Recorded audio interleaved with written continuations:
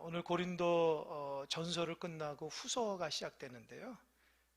어떤 고린도 전서는 뭐고 고린도 후서는 뭘까요? 흐름이 있어요. 여러분, 공부를 하게 되면 그 전체적인 맥락을 알아야지 그 흐름을 알 수 있습니다. 어떤 사람은 책을 아무리 읽어도 무슨 내용인지 몰라요. 그냥 흰 거는 여백이고 검은 거는 글자다. 그렇게 생각하시는 분이 있을지 모르지만 이 책을 읽거나 글을 읽으면 그 저자가 그 글을 통해서 원하고자 하는 메시지를 들을 수 있어요. 그러니까 책을 보는 게 뭐냐? 내가 경험하지 못하거나 내가 깨닫지 못한 것을 책을 통해서 많이 깨닫게 됩니다. 그래서 우리 독서도 많이 해야 되고 글도 많이 읽고 특별히 우리 신앙인은 성경을 많이 읽어야 되는데요. 이 사도 바울이 인생의 여정 가운데 다메섹 도상에서 예수님을 만나고 변화돼서 전도자의 삶을 살거든요. 그가 위대한 이유가 뭐냐면 은혜 받고 바로 전도했다는 거예요. 그것도 세계 전도를 이렇게 하나님의 은혜 가운데 가는 곳마다 교회를 세우고 또 성도들에게 구원의 역사를 이렇게 하는데 그게 만만치가 않죠. 수많은 고난이 있더라도 주님의 은혜를 그 모든 것을 감당했는데 1차, 2차, 3차 이렇게 전도를 하게 되는데 특별히 고린도 교회를 세운 것은 2차 전도 여행 때에 고린도 지역에 가서 세웠는데요. 우리가 고린도전서에서 잘 배웠지만 이 고린도 지역은 지식이 충만할 뿐만 아니라 좀 음란한 동네였어요. 그곳에서 하나님의 복음을 전한다는 것이 쉬운 건 아니지만 사도 바울의 이 강렬한 복음과 예수 그리스도의 놀라운 성령의 역사 가운데 교회가 세워졌어요. 그러니까 교회가 세워졌는데 여러분 교회마다 특징이 있는데 특별히 고린도 교회는 하나님 앞에 은사를 많이 받았어요. 그러니까 아마도 성도들이 은사에 대한 소망이 있었던 것 같아요. 그러니까 막 은사가 일어나는데요. 입에서 막 방언이 터지고 참 찬양의 은혜가 있고 하나님 말씀에 대한 사모함이 있고 그렇게 되는데 이 은사를 잘 다듬지 못하니까 어떻습니까? 많은 문제들이 있었어요. 그러니까 제가 말한 것들이 고린도 지역이 헬라 문화권에서 참 지식이 있고 토론하는 걸 좋아하거든요. 이제 그러다 보니까 하나님의 복음의 말씀이 딱 들었는데 그 말씀을 겸손하게 실천하는 것이 아니라 이 자기가 섬기는 목회자 중심으로 뭉침으로 인해서 시기와 질투가 일어났다. 그래서 하나 되지 못하고 또 방언을 통한 은사가 최고인 줄 알고 남을 정죄하게 되며 또 교회 안에 여러 가지 문제가 있었죠. 그래서 그곳에서 교회를 세우고 사도 바울이 에베소로 갔거든요. 1년 6개월 동안 복음을 전하고 이제 에베소에 있다가 무슨 소리가 들냐면 고린도 교회가 문제가 있다 해서 첫 번째로 이제 사도 바울이 편지를 썼는데 그는 남아있질 않아요. 그냥 뭡니까? 이제 편지를 썼다는 기록만 있지 내용은 남아있질 않거든요. 그래서 이 사도 바울이 고린도 교회 교인들에게 내가 너희들을 방문하겠다. 그래서 에베소에서 고린도 갔다가 마게도냐 갔다가 다시 고린도 갔다가 예루살렘 가겠다고 그런 뉘앙스로 얘기를 해서 그러니까 사도 바울은 여전히 고린도에 대한 사랑과 애착을 갖고 있거든요. 그런 중에 이제 들려오는 소식들이 고린도 교회가 너무 문제가 많은 거예요. 그러다 보니까 너무 안타까우니까 에베소에 같이 있었던 그 사도 바울의 영적 아들이라고 할 수 있는 디모데를 고린도에 파견하게 됩니다. 그러면서 이 디모데에게 고린도 교회 성도들을 믿음으로 잘 세워나갈 수 있도록 하는데 문제는 뭐냐? 디모데가 나이가 좀 어리거든요. 그러니까 나이가 어리니까 이 고린도 교인들이 사도 바울 같이 대하지 않는 거예요. 연소하니까 또 무시하기도 하고 이제 그렇게 되니까 사도 바울이 그 역할을 잘 감당하지 못하는 거죠. 그리고 사도 바울을 보내면서 이 편지를 또 썼는데 이 편지가 뭐냐? 고린도 전서예요. 근데 이 편지는 이 배를 타고 가서 사도 바울이 육로를 가는 것보다 더 빨리 도착했죠. 그래서 이제 사도 바울이 고린도 교회가 사도 바울에게 질문한 것들에 대해서 잘 이렇게 설명하고 또 나중에 이제 그 편지가 도착하고 나서 디모데가 가서 고린도 성도들을 잘 대하고 이렇게 돌아왔는데 어떤 생각이 드냐면 이 이 디모데의 말을 들어보니까 이 고린도 교회가 참 문제가 많다는 것을 알게 됐어요. 그러니까 문제가 많다는 거 알게 되니까 사도 바울이 갑자기 에베소에서 고린도로 가게 됩니다. 왜요? 이 교회가 어렵고 힘드니까 가게 돼요. 근데 갔는데 사도 바울이 깜짝 놀라게 돼요. 처음에 사도 바울이 세웠던 그 교회의 성도의 모습이 아니에요. 변질이 됐고, 또 사도 바울을 보면서도 예전에 그 존경하는 것과 그 사도 바울의 복음의 말씀을 들은 것이 옛날 같지가 않은 거예요. 그러니까 온전하지 못한 이 모습을 보고 있다가 돌아온 거죠. 그래서 아까 2차 그 고린도 교회 같은 그것을 학자들 근심의 방문이라고 일컬어요. 근심하는 중에 간 거예요. 가보니까 사도 바울이 원하는 것을 소기의 목적을 이루지 못했어요. 고린도 교회가 좀 이렇게 밀쳐낸 거죠. 그리고 와서 에베소로 다시 와가지고 사도 바울이 소위 눈물의 편지라고 쓰는데, 이 눈물의 편지는 기록만 됐지 그 서신을 발견하지 못해요. 이 눈물로 정말 고린도 교회 성도들을 사랑하는 마음으로 복음으로 편지를 썼는데, 이 편지를 누구를 전달하냐면 디도라는 사도 바울과 함께 있던 사람에게 건넵니다. 그래서 디도에게 건네주면서 이거 고린도 교회에 가서 전달하라고 하면서 그 뭐라 그럴까요? 드로아에서 만나고자 했어요. 그래서 사도 바울도 이 드로아까지 가서 이 누굽니까? 디도가 오기를 바랬는데 안 와요. 그러니까 너무 근심한 거예요. 디도가 무슨 일이 있을까? 근심하게 되죠. 그리고 나서 이 드로아에서 마게도냐에 가가지고 거기에서 극적으로 디도를 만났는데, 이 디도가 사도 바울에게 사도 바울이 가장 듣기 좋아 전하는 말을 합니다. 그게 뭐겠습니까? 여러분 생각해 보세요. 사도 바울이 지금 디도로부터 듣기 원하는 게 뭐예요? 고린도 교인들이 변화됐다. 고린도 교인들이 복음을 통해서 변화되고 사도 바울의 그 편지를 받고 회복돼서 하나님의 사람으로 거듭났다고 하는 그 소리를 듣게 되는 거예요. 그러니까 사도 바울이 그 디도를 통해서 고린도 교회 성도들이 일했었는데, 선생님의 편지를 통해서 그 고린도 교인들이 변화된 모습들을 얘기하니까 사도 바울이 너무 기쁘고 감사한 거예요. 근데 한 가지 어떤 얘기를 하냐면, 그 고린도 교회 교인들 중에는 아직도 거짓 사도들, 율법주의자들에 의해서 넘어가서 사도 바울이 가르쳤던 제대로 된 복음을 받아들이지 않고 그들이 미혹된 사람들이 있다는 소리를 듣고, 사도 바울이 그 소리를 듣고 편지를 썼는데, 그 편지가 뭐냐? 오늘 본문의 고린도 후서입니다. 이해되셨죠? 다시 반복할 수 없어요. 고린도 전서에서 지금 고린도 후서. 그러니까 고린도 후서는 그 뉘앙스가 어떻게 냐면, 고린도 전서하고 고린도 후서가 좀 다른데요. 이유가 뭐냐? 고린도 전서는 고린도 교회의 여러 가지 문제들에 대한 또 고린도 교회가 질문한 것에 대한 답변이고, 고린도 후서는 고린도 교회가 사도 바울을 인정하지 못하는 사람들, 사도 바울의 사도권을 부정하는 사람들을 통해서 사도 바울 자신이 나는 하나님으로부터 부름받은 사도라는 것을 강조하면서 쓴 거예요. 그러니까 이 고린도후서는 사도 바울이 자기가 하나님의 은혜로 사도가 돼서 이런저런 일을 해서 사도 바울이 영적 권위를 높이는 것에 대한 초점을 맞춰 있다는 거죠. 이해가 되셨죠? 그래서 그 내용을 쓰는 거예요. 그리고 나서 나중에 이 고린도 그 후서를 쓰고 나서 나중에 고린도 교회가 변화가 돼요.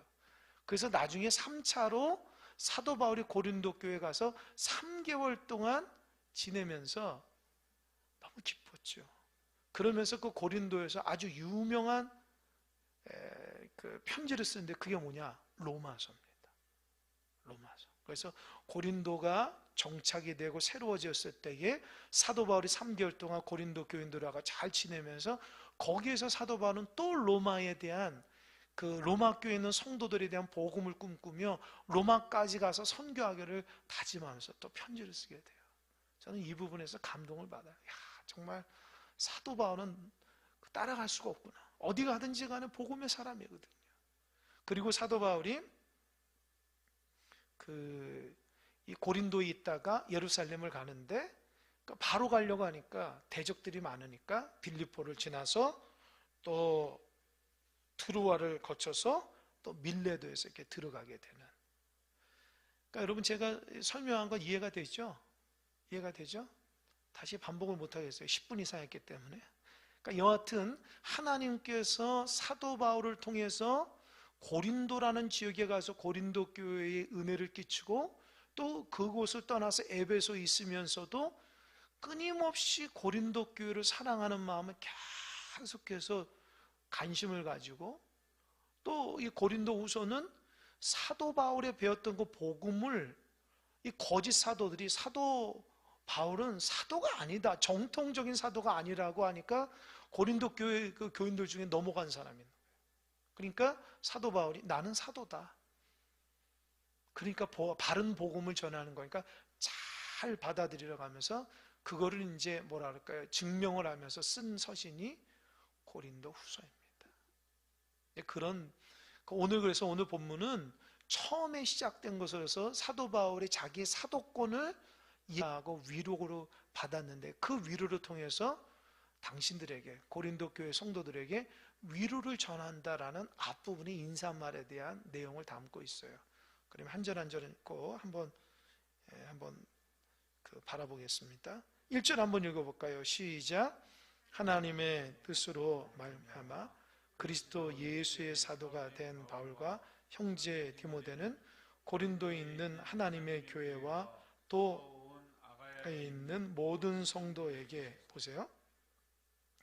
하나님의 뜻으로 말미암아 이 첫 번째거든요. 여러분 고린도 전서도 1장 한번 보세요. 고린도 전서 1장 1절 한번 읽어보세요. 보세요. 고린도 전서 1장 1절도 하나님의 뜻을 따라 그리스도 예수의 사도로 부르심을 받은 바울과 형제 소스테네는 고린도 후서 1장 하나님의 뜻으로 말미암아 그리스도 예수의 사도된 바울과 형제 디모데는 그러니까 사도 바울이 하나님의 일꾼이 되는 것이 누구로부터 나온 거예요? 하나님으로부터 나온 거예요. 그게 하나님의 뜻이었다는 거예요. 근데 고린도 안에 있는 율법주의자들은 사도 바울은 하나님의 뜻을 된 것이 아니고 자기가 사도도 아닌데 자기 스스로 자기를 사도라고 떠벌리면서 다니는 사람이다라고 얘기하니까 사도 바울은 정확하게 얘기해요. 내가 사도된 것은 하나님으로부터 나왔고 하나님의 뜻에 됐다는 거예요. 이해가 되시죠? 분명하게 하나님으로부터 나왔다는 거예요. 하나님의 뜻으로 말미암아 그리스도 예수의 사도가 된 바울과 형제 디모데는 그러니까 사도 바울이 담에서 도상에서 예수 믿는 사람을 잡아 가두기 위해서 가다가 거기서 만났잖아요. 예수님요. 완전히 꼬꾸라지고 다메섹에 들어가서 3일 동안 식음을 전폐하며 하나님의 놀라운 회개의 역사를 통해서 그 뒤로부터 전도자의 삶을 산 거 아닙니까? 그러니까 사도 바울은 자기의 삶을 돌이켜볼 때에 하나님께 강권적인 역사로 사도가 된 거예요. 자기가 원해서가 된 게 아니잖아요. 그죠? 저도 이게 목회의 길을 걸어갈 때도 저 자신만의 간증이 있죠. 여러분 몇 번 들었겠지만 저 어렸을 때부터 어머니의 그 신앙에 받고 또 교회 안에서 교회 학교에서부터 이렇게 잘 이렇게 제가 훈련받고 다듬어져서 자연적으로 하나님의 은혜 가운데 신학대학을 가게 된 거예요. 물론 이제 신학대에 않고 다른 길을 가려 이제 생각했는데 하나님께서 마음을 강권조리 역사에서 신학대학을 갔죠. 그러니까 저는 어려서부터 신학을 하게 된 거죠. 그러면서 그 어렸을 때부터 교회의 사역자로 또 여러 가지 일들을 하면서 많은 세월 속에서 다듬어간 은혜가 있습니다. 그래서 제 인생을 이렇게 돌아보면은 정말 하나님의 은혜로서 내가 이끌어갔지 내가 어떤 의도를 가지고 한 것은 아니라는 것을 제가 깨닫게 돼요. 지금도 마찬가지예요. 제가 여러분을 만난 것도 하나님의 은혜지 제 의도가 아니잖아요. 하나님께서 우리에 대한 만남을 주관하시고 또 이렇게 예배할 수 있도록 함께하는 것이 하나님의 은혜라는 거예요. 내가 그걸 먼 미래에 대해서 알고 내가 계획을 해서 이것저것 한 게 아니라 하나님께서 하나님의 인도하신 가운데 하나님이 종으로 세워주셔서 하나님께서 종으로 사용하고 있다는 걸 제가 느낀다는 거죠. 여러분도 마찬가지예요. 많은 교회 중에서 큰 사랑교로 오게 되고 큰 사랑교에서 직분을 맡아서 이제껏 살아가는 것도 하나님의 은혜임을 믿으시기 바랍니다.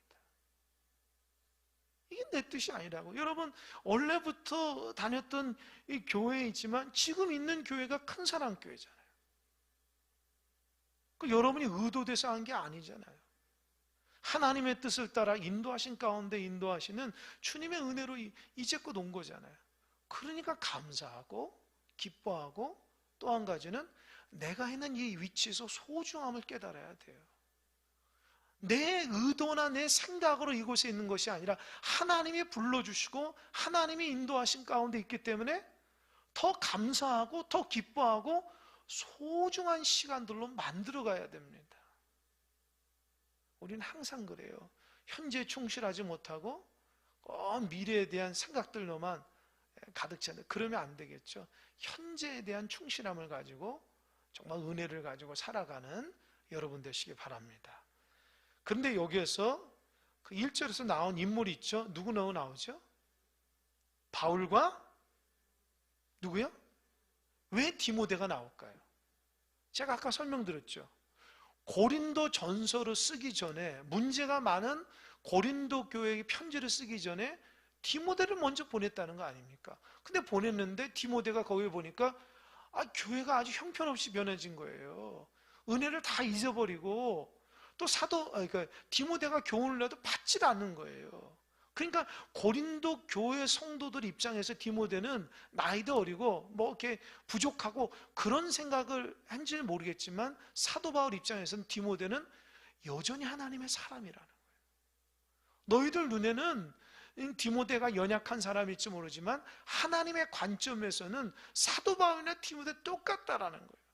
무슨 나이나 경력이나 무슨 사도됨 그런 거 상관없이 모두 다 하나님의 사람이어서 디모데를 이렇게 높여주는 거예요. 그러니까 고린도 교회 성도들이 이 고린도후서 편지를 받으면서 디모데하고 사도 바울이 똑같은 의견으로 제시했다는 거 보고 디모데가 영적으로 참 귀한 분이었다는 걸 깨닫게 되고, 한편으로는 디모데에 대한 어떤 복음에 대한 확고함과 자긍심을 또 불어주기 위해서 그런 거예요. 그리고 1절에서 굉장히 중요한 말인데 교회라고 나오죠. 이 교회라고 나올 때 무슨 교회라고 나옵니까? 무슨 교회예요? 하나님의 교회예요. 여러분 교회는요 하나님의 교회예요. 사람의 교회가 아니라고요. 우리가 착각하는 게 많은데 교회를 누가 세웠다? 하나님이 세운 거예요. 사람이 세운 게 아니라고요. 우린 자꾸 사람이 세웠다고 얘기하는데 그 사람이 도대체 누가 움직이신 분이냐는 거예요. 하나님이 하셨다는 거예요. 그러니까 고린도 교회 안에서 그 토백이들 성도들이 있지 않습니까? 또 사도 바울이 세웠잖아요, 고린도 교회를. 그런데 바울의 교회라고 하지 않고 하나님의 교회라고 한 거예요. 그 말은 뭐예요? 교회를 다스리신 분이 누굽니까? 누구예요? 하나님, 사람이 아니라. 목회자나 교회 일꾼이 아니라고요. 교회는 하나님이 다스리는 거예요. 그거를 아주 강력하게 인지해 주는 거예요. 그러니까 거짓 사도들이 와서 너희를 미혹하게 할지라도 교회를 다스리시는 분은 하나님이라는 거예요. 이런 교회의 거룩성을 늘 기억하시기 바랍니다. 또 한 가지, 교회의 주인 노릇하면 안 되고 우리는 교회의 종이라는 생각을 가지고 있어야 돼요. 그 교회의 주인은 오직 하나님이라는 거예요.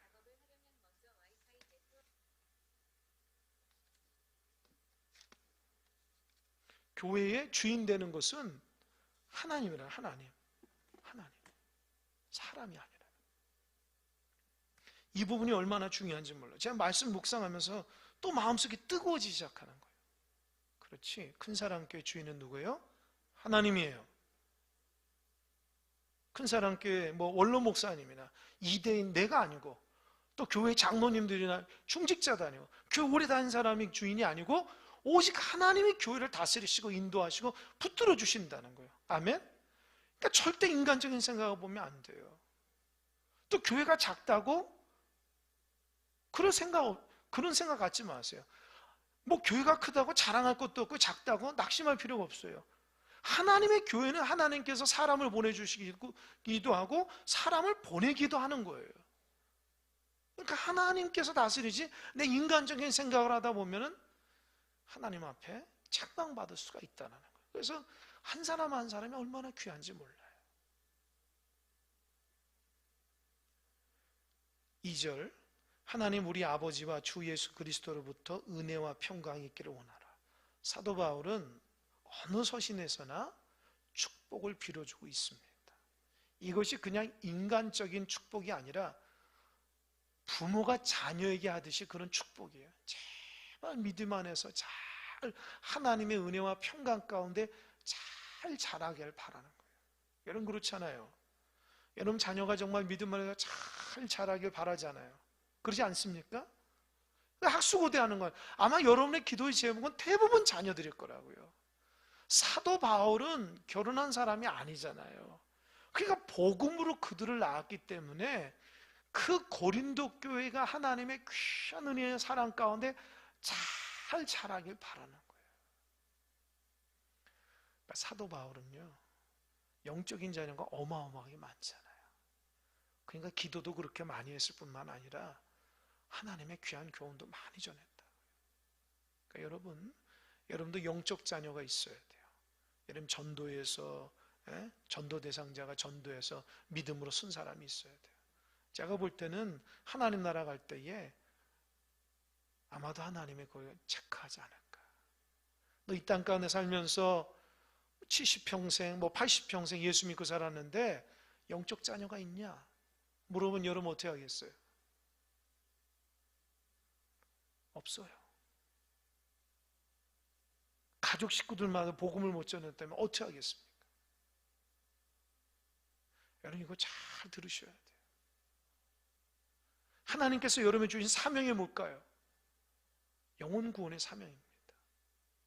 이걸 잊어버리면 안 됩니다. 그래서 여러분 생명이 다할 때까지 가족의 구원과 주변의 사람들에 대한 영혼 구원의 사명을 잘 감당하시기 바랍니다. 지금은 그게 크게 안 느껴질지 모르지만 나중에 한번 가보세요. 얼마나 하나님이 굉장히 귀하게 여기는. 절대로 포기하지 마세요. 기도하고 권면하고 또 사랑하며 그 영혼을 위해서 살아가야지 나중에 하나님 앞에 책망받지 않길 바랍니다. 얼마나 중요한지 몰라요. 그걸 소중하게 여겨야 돼요. 그러면서 3절에서는 찬양하거든요. 찬양하리로다. 그는 우리 주 예수 그리스도의 하나님이시요 자비의 아버지시요 모든 위로의 하나님이시며 이렇게 얘기합니다. 그러니까 사도 바울이 왜 찬양할까요? 사도 바울이 만난 하나님이 얼마나 좋은 분이라는 것을 알고 찬양부터 나온다는 거예요. 여러분 찬양한다는 게 뭐예요? 내 안에서 하나님을 향한 믿음의 고백으로 나오는 거예요. 하나님이 어떤 분인가 내가 만난 그 주님을, 만난 하나님을 고백할 수 있어야 돼요. 여러분이 만난 하나님이 어떤 분입니까? 사도 바울은 우리 주 예수 그리스도의 하나님이라는 거예요. 내가 예수님을 만나서 믿음의 길을 걸어가는데 그 예수님 가운데 역사했던 하나님이 나의 하나님이라는 거예요. 이 땅 가운데 사역했던 그 예수님의 하나님이 나의 하나님이라는 거예요. 그걸 사도 바울이 느끼고 두 번째로는 뭐예요? 자비의 아버지시라. 하나님이 이 땅을 다스리면서 사도 바울의 사역 가운데 하나님이 자비의 역사를 일으켜줘요. 자비. 또 한 가지는 모든 위로의 하나님이라는 거예요. 하나님이 사도 바울을 통해서 사도 바울이 느껴지는 많은 부분들은 하나님의 어떤 위로하신 하나님이더라는 거예요. 또 하나님은 자비로서 역사하신 하나님이고 또 한 가지는 예수 그리스도의 하나님이라는 거예요. 근데 그 하나님이 누구예요? 나의 하나님이라는 거예요. 아멘? 그러니까 여러분도 하나님이 어떤 분인가에 대한 분명한 신앙 고백이 있어야 됩니다. 하나님이 어떤 분인가 물어보면 몰라요. 하나님을 경험해 본 적이 없는 거예요. 제대로 만나보지 못한 거예요. 하나님이 나에게서 어떤 하나님은 굉장히 중요합니다. 작은 고백이지만 믿음의 고백이 여러분 가운데 있길 바랍니다. 사도 바울은 고린도 교회를 향해서 내가 만난 하나님은 그리스도의 하나님이었고 자비의 하나님이시고 뭐라고 그랬습니까? 세 번째, 위로의 하나님이시더라. 그걸 느낀 거예요. 그러면서 4절 중요합니다. 다 같이 읽어볼까요? 시작. 우리의 모든 환난 중에서 우리를 위로하사 우리로 하여금 하나님께 받는 위로로서 모든 환난 중에 있는 자들을 능히 위로하게 하시는 이로다. 여러분 4절이 얼마나 중요한지 몰라요. 잘 보세요. 우리의 모든 환난 중에서 우리를 위로했다고요. 그죠? 우리로 하여금 하나님께 받은 위로로서 뭐라고요? 모든 환난 중에 있는 자들을 능히 위로하게 하신다는. 저 좀 보세요. 하나님이 우리를 왜 위로해 주시죠? 나를 왜 위로해 주시죠? 다른 사람을 위로하라고요. 아멘? 이걸 모르고 하나님 앞에 은혜 받고 하나님 축복 받고 위로 받으면 흘려 보내야 돼요. 때로는 고난을 만나서 위로를 받았으면 고난 만난 사람들에게 또 위로를 해주라는 거예요. 참 이렇게 제가 이 말씀을 묵상하면서 기도하면서 어떤 생각이 들었냐면, 여러분 예전에 그 책 중에 헨리 나우엔이라는 사람이 썼던 책이 있는데요. 그 책이 뭐냐면 그 상처 입은 치유자라고 있어요. 읽어보셨습니까? 아무도 고개를 끄덕이는 사람이 없네요. 그건 들어보셨습니까? 굉장히 유명한 책인데 그럼 제가 해줄 말이 없는데, 여러분 성경에 대한 관심을 가지고 책도 좀 읽고 좀 이렇게 좀 관심 있게 좀 봤으면 좋겠는데요. 이 상처 입은 위로자라는 책이 굉장히 유명한 책인데요. 그 헨리 나우엔이라는 사람이 베스트셀러 이제 책이 됐었는데 96년에 돌아가신 분이에요. 카톨릭 사제이면서 또 심리학자이고 또 이렇게 장애인들을 돌보는 그런 공동체에서 사역하면서 많은 은혜를 경험하고 그 깨달음을 이렇게 글로 썼는데 많은 사람이 도전을 줬는데, 제가 이 상처 입은 위로자를 읽으면서 그 내용을 해요. 목회자의 유형이 어떤 유형이냐? 상처 입은 치유자라는 거예요. 여러분 우리가 하나님의 목회자나 사역자들 보면 어땠다 된다고 생각합니까? 완벽해야 된다, 능력이 많아야 된다. 헨리 나우엔은 그렇게 얘기하지 않아요. 헨리 나우엔은 사역자, 일꾼들은 다 상처를 갖고 살아가는 사람이다. 왜요? 그 상처를 입은 상태에서 남을 치료해 주는 사람이라는 거예요. 그 모습이 어디 있어요? 예수님의 모습에 발견되는 거예요. 여러분 예수님이 이사야 53장에서 보면 이렇죠. 그렇게 얘기하잖아요.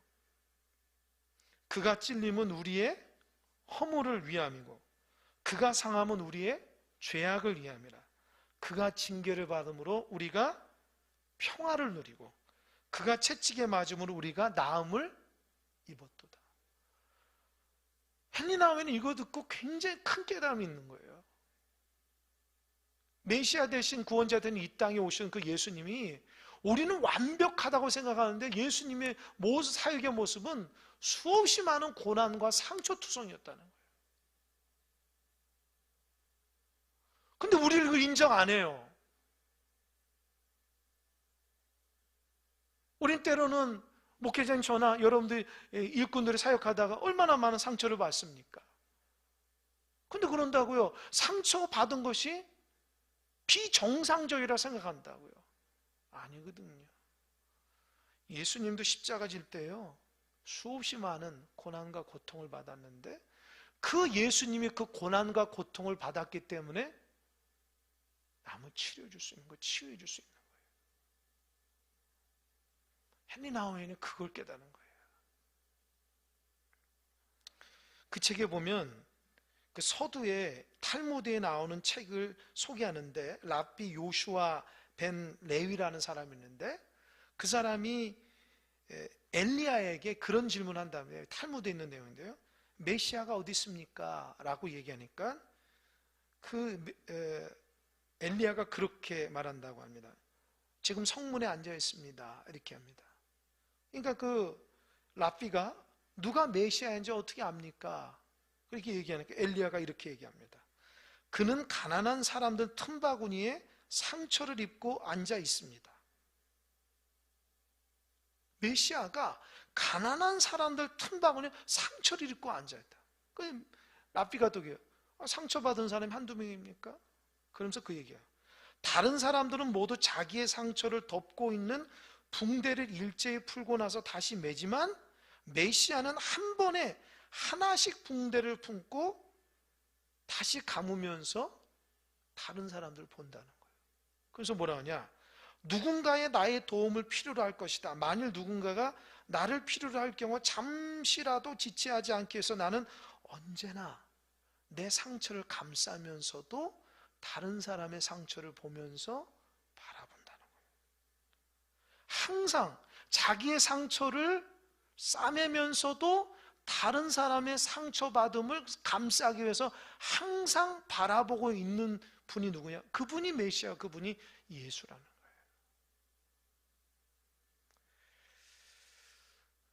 처음엔 이게 이해가 잘 안 되죠.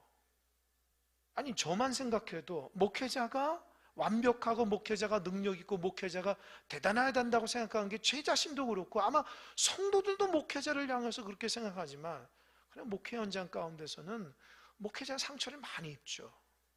왜요? 현실이 다르거든요.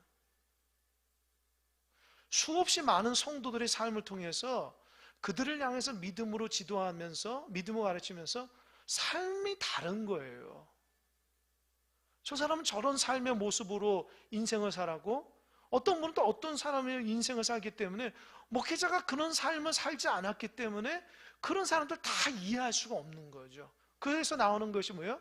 목회자도 상처를 받고 목회자뿐만 아닙니다. 교회에서 일하는 일꾼들도 한번 보세요.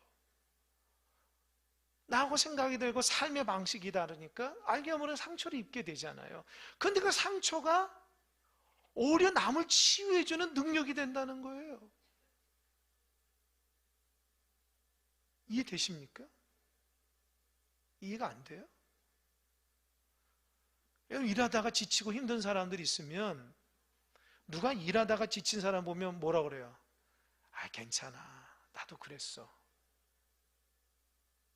조금 있으면 회복될 거야. 위로해 주잖아요. 그죠? 안 그래요?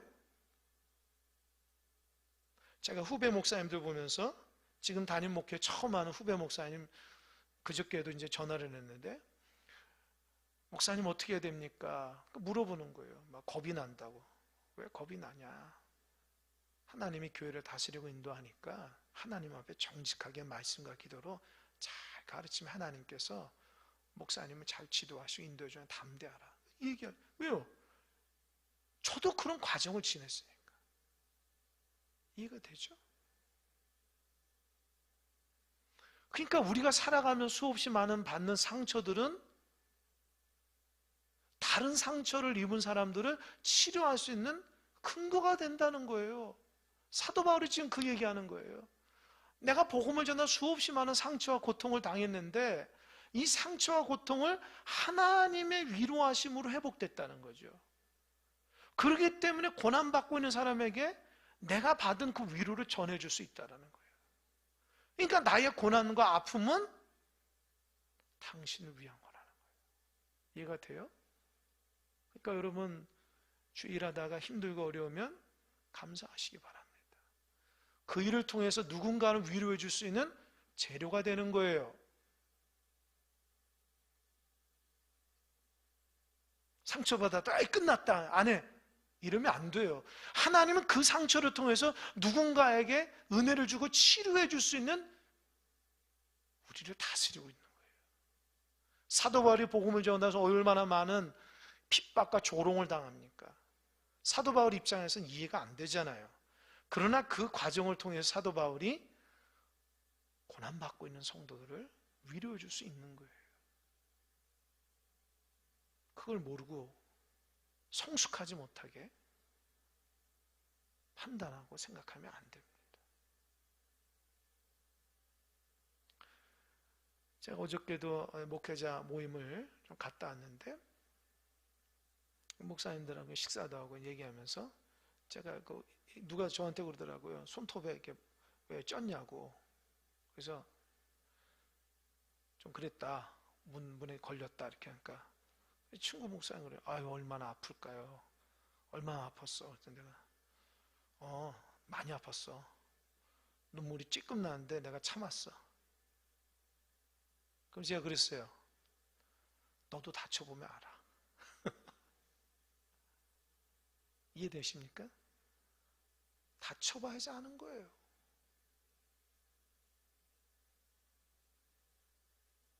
상처를 받아봐야지 아는 거예요. 그러니까 여러분, 예수님이 우리를 구원하실 수 있는 것은 예수님이 우리가 당하는 모든 고통을 다 당하셨기 때문이에요. 십자가에서. 아니 우리보다 더 많이 당했기 때문에 우리가 상처받고 아파하고 힘든 걸 다 아시는 분이에요. 그러니까 여러분도 정말 하나님의 일을 하다가 상처도 받고 아파하고 많은 어려움들이 있으면 지금 예수님의 그 길을 걸어가고 있다는 것을 아시면 돼요. 그걸 통해서 하나님이 우리를 다듬어 가시고 사용하시는 거예요. 하나님이 실패도 없고 좌절도 없고 그냥 승승장구한 사람들이 막 하나님 그런 사람 쓰실 것 같아요? 하나님 그런 사람 안 써요. 고난도 있고 어려움도 있고 상처도 있고 정말 오랫동안 아파 보기도 하고 끙끙매면서 힘들었던 하나님은 그런 사람 쓰셔요. 왜요? 하나님의 은혜를 알거든요. 사도 바울이 그런 사람이라는 거예요. 그러니까 여러분 착각하지 마세요. 무슨 하나님의 능력을 구하거나 하나님의 축복을 구하기 전에 하나님 내가 주님의 길을 걸어간다는 게 뭡니까? 예상치 못한 많은 어려움이 있더라도 그거를 하나님 나를 다듬어 가는 거예요. 모난 걸 깎고 그런 상처를 통해서 치유자로서 이렇게 자꾸 살아가는 거예요. 제가 이 말씀을 묵상하는데 막 감동이 밀려오는 거예요. 왜요? 일꾼이기 때문에 그래요. 일꾼이기 때문에.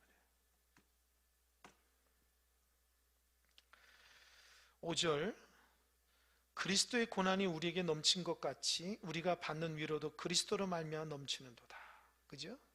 그리스도의 고난 얼마나 많이 당해. 그런데 그 고난이 사도 바울에 넘쳤다는 거예요. 그 말은 뭐예요? 너무 어려움이 많았다는 거예요. 그러나 그 어려움이만큼 하나님의 위로도 많게 해주셨다. 근데 그 위로함이 너희들을 향한 위로로 간다는 거예요. 6절 우리가 환난 당하는 것도 너희가 위로와 구원을 받게 하려는 것이요 우리가 위로를 받는 것도 너희가 위로를 받게 하려는 것이니 이 위로가 너희 속에 역사하여 우리가 받는 것 같이 고난을 너희들 견디게 하는 거다. 나는 이미 그런 고난을 다 당하고 그 고난 가운데 하나님의 위로를 받았기 때문에 너희들은 지금 고난을 받기 때문에 너희들의 고난 가운데 내가 위로할 수 있다. 왜? 내가 그런 과정을 봤기 때문이다. 참 하나님의 은혜가 크죠. 이 진리입니다. 우리는 자꾸 완벽하고 완전 대단하고 아직도 그 성숙하지 못한 판단입니다. 기도해도 안 되고 가정의 문제도 많고요. 상처도 입고요. 그러면서 하나님이 우리를 다듬어 가시는 거예요. 왜요? 나보다 더 못하고 힘들고 어려운 사람 위로해 주라고. 완벽한 사람이 그 어려운 사람을 어떻게 이해합니까? 나는 하면 됐는데 왜 당신은 안 돼? 그게 위로입니까? 괜찮아, 나는 당신보다 더 어렵고 힘든 적이 많았어. 이런 일도 있고 저런 일도 있고 아무것도 아니야. 하나님 위로해 주시고 힘 주시는 거예요. 얼마나 큰 위로입니까? 사도 바울이 고린도 교회를 위로해 줄 수 있는 것이 완벽하기 때문이 아니라 고난을 많이 당했기 때문에 위로해 줄 수 있는 거예요. 7절 너희를 위한 우리의 소망이 견고함은 너희가 고난에 참여하는 자 된 것 같이 위로해도 그러한 줄 압니다. 그러니까 사도 바울이 고린도 교회에 대한 소망이 뭐냐는 거예요. 너희가 지금 이 고난을 받는데 쪽에 있으면 위로도 받으니까 내가 그것 때문에 소망한다는 거야. 다시 말씀드립니다. 사도 바울이 고린도를 교회를 소망이 뭐예요? 저렇게 힘들고 어렵고 고난 가운데 있는데 소망을 두는 뭐예요? 나에게도 그런 과정을 통해서 하나님 위로가 있듯이 너에게도 그 고난을 통해서 위로가 있으면 내가 알기 때문에 너희들을 소망 둔다는 거예요. 아멘? 아멘? 좀 이해가 되면 아멘 좀 하세요. 그래서 내가 또 여러분 또 깊이 있게 말씀하는데 그냥 듣는 둥마는 하면 안 돼요. 그러니까 나에게 주시는 메시지가, 나에게 주는 위로가 고난을 향한 사람들에게 또 위로가 된다는 거죠. 8절 형제들아 우리가 아시아에서 당한 환난을 너희가 모르기를 원하지 아니하느니 힘에 겹도록 심한 고난을 당하여 살 소망까지 끊어지고 우리는 우리 자신이 사형 선고를 받은 줄 알았으니 이는 우리로 자기를 의지하지 말고 오직 죽은 자를 다시 살려 하나님만 의지하게 하심이라. 아멘? 저 좀 보세요. 두 번째, 하나님 왜 고난을 줄까요? 하나님만 의지하라는 거예요. 사람 의지하지 말고 세상 의지하지 말고 하나님만 의지하는 거예요. 이 고난을 통해서 하나님 다 끊어버린다고요.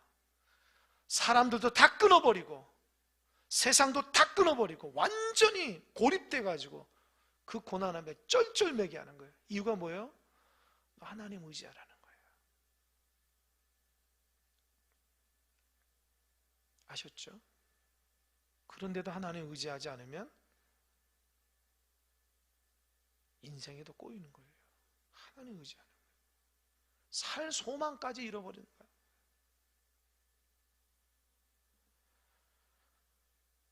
사도 바울이 그런 경우 많잖아요. 성문에서 다 사람들이 죽이려고 딱 있으니 어떻게 해요?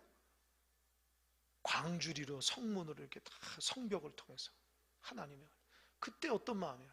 살 소망까지 잊어버리잖아요. 이젠 성문으로는 근데 하나님이 구해주시는 거예요.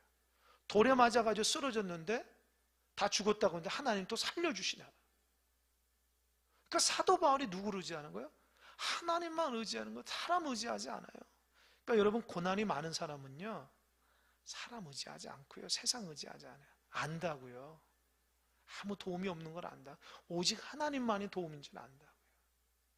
그러니까 여러분도 사람 의지하지 말고 세상 의지하지 말고 하나님만 의지하시길 바랍니다. 사도 바울의 말씀이에요.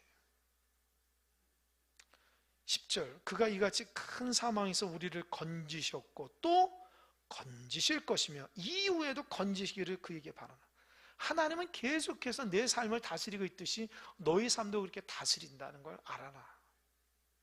마지막 11절 시작 너희도 우리를 위하여 간구함으로 도우라. 이는 우리가 많은 사람의 기도로 얻은 은사로 말미암아 많은 사람이 우리로 하여 감사하게 하려 함이라. 잘 보세요. 이 내용을 모르고 읽으면 안 돼요. 너희도 우리를 위해서 간구함으로 도우라는 말. 그러니까 고린도 교회 성도들이 사도 바울과 사도 바울 일행을 위해서 기도를 좀 도와달라는 거예요. 왜요? 이는 우리가 많은 사람의 기도로 얻은 은사로 말미암아 많은 사람이 우리를 감사하게. 그러니까 너희들이 나를 위해서 기도해 줘야지 이 사역을 통해서 많은 생명들을 살릴 수 있는 감사의 제목들이 나온다는 거예요. 아멘?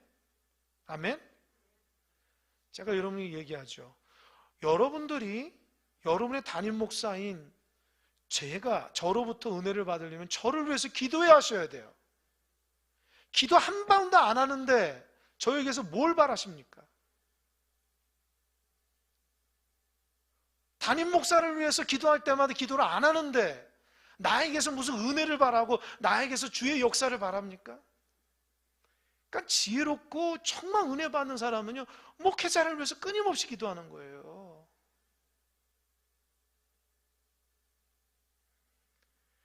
그러니까 여러분 인간적인 눈으로 목회자를 바라보면 안 돼요. 내가 기도로 도와야 될 분이 목회자라고 생각해야 돼요. 그래야지 그 은혜가 여러분 있는 거라고요. 참 어리석은 성도는 목회자에서 기도 한마디도 안 한다고요. 그 우리 교회 성도 아닙니다. 무슨 기도할 때마다 목회자를 위해 기도해 주셔야 되고, 여러분 일상적인 기도할 때마다 목회자를 위해서 기도해야 돼요. 여러분 주한장로교회가 엄청나게 부흥한 이유 중에 하나가 뭐냐, 중보기도인데, 중보기도의 첫 번째 기도 제목이 뭔지 아세요? 담임 목사를 위한 기도였어요. 목회자를 위한 기도였어요. 그 담임 목사, 목회자를 위한 기도 부대가 있어요. 날마다. 그러니까 그 교회가 능력 있는 목회자가 배출이 되고 능력 있는 목회자들이 나오고 교회가 성장하는 거예요. 그 비밀을 안다고요. 목회자는 성도들의 기도로 살아가는 거예요. 근데 우리 교회 보세요. 기도하십니까? 자기 기도도 못해서 쩔쩔매지 않습니까? 안 돼요. 여러분 정말 한평생 동안 은혜 받는 목회자로 은혜를 받으려면 목회자를 위해서 기도해 줘야 돼요. 그래야지 그 목회자 사역을 통해서 성도들 입에서 감사가 주렁주렁 열립니다. 기도 한 번 안 하고 인간적인 눈으로 목회자를 바라보면 그 하나님 눈이 아니에요. 목회자의 부족한 점들 기도로, 목회자의 연약함들 기도로, 목사님 육신적으로 연약하면 기도로 방배하고, 사단이 역사하면 그 기도로 탁 막아버리고, 오직 말씀과 기도로 충만할 수 있도록 기도로 탁 보호막을 해야지. 기도 한 마디 안 하는데 바라는 게 많으면 되겠습니까? 그러니까 정말 여러분들 이 말씀이 있는데 참 이게 그렇구나. 기도를 좀 도와달라는 거예요, 사도 바울이. 왜요? 사역이 너무 힘드니까. 수없이 많은 죽음의 문턱에 있으니까 여러분들의 기도 아니고는 살아갈 수가 없다고 고백하잖아요. 담임 목회자가, 목회자도 다 마찬가지, 부교육자도 마찬가지, 영적 싸움이 대단합니다. 여러분 눈에 안 보이지만 영적 싸움이 대단해요. 이기려면 여러분 기도가 아니고서는 안 됩니다. 제가 부탁드리는 여러분, 저를 위해서 기도 많이 해주시기 바랍니다.